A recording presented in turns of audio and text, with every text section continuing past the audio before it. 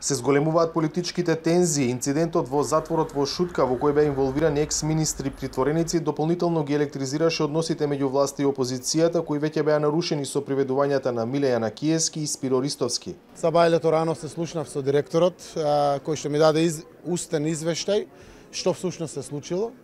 Се случило од господинот Ристовски со незгодни зборови и провокација, која што предизвикала ваков инцидент, кој што апсолутно го осудувам, без разлика кој провоцирал, кој како постапил или слично. Тоа очекувам до понеделник директорот на затворот Скопје да ја поднесе својата оставка до владата, која што е избран од самата влада. Директорот Ѓорѓи Котевски најави дека ќе го реализира барањето на Заев, но тоа не е доволно за ВМРО ДПМН. За оваа партија станува збор за политички прогон и деспотизам. Оставката на Ѓоко Котевски не смее да биде замена за истрага за случајот, не смее да биде забошотување за да се дојде до вистината.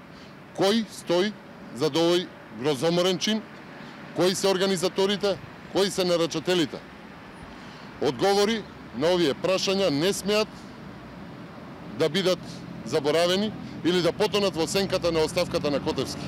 Од градската болница, каде вчера од Шутка беше пренесен Јанакиевски, информираа дека по извршениот преглед кај екс-министерот не се констатирани никакви телесни повреди. Ова за владеачкиот СДСМ е потврда дека станува збор за сценарио на опозицијата. Сценариото, преку пласирање на лажни вести, ширењето на навистини, дека имало скршеници на раце, апсолутно го потврдува сценариото на Мицковски и Груевски за обид за дефокусирање на јавноста од она што значи одговорност и побарана одговорност, осомничението на Трајко Велјановски, каде што се сомничи отворено за еден од можните организатори. Делегацијата на Европската унија во земјава остро осуди каква било форма на насилство и изрази загриженост за инцидентот во затворот за што очекува истрага.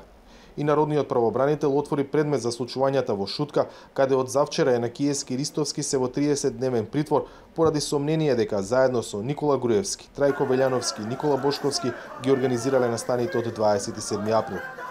За Гласот на Америка, од Скопје, Владимир Мирчевски.